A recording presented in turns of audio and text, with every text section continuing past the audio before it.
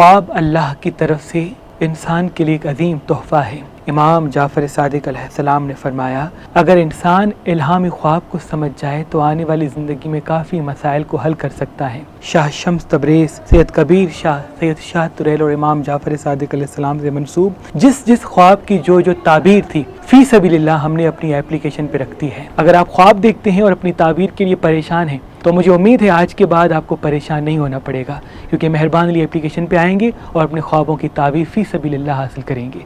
जैसे कि अगर आपने ख्वाब में पानी देखा और आप मेहरबान अली एप्लीकेशन जो गूगल प्ले स्टोर और ऐप स्टोर पर मौजूद है, वहाँ आके ताबीर ख्वाब पे क्लिक करके जब पानी लिखेंगे तो पानी से मंसूब जितनी भी ताबीरें शाह शम्स तबरेज़, इमाम जाफ़र सादिक, सैयद कबीर शाह, सैयद शाह तुरैल ने तालीम दी हैं, वो सब ताबीरें आपके सामने आ जाएंगी। अगर आपने ख्वाब में सांप देखा, सिर्फ सांप लिखेंगे तो सांप से मंसूब जितनी भी ताबीरें शाह शम्स तबरेज़ ने तालीम फरमाई हैं वो सब आपके सामने आ जाएंगी।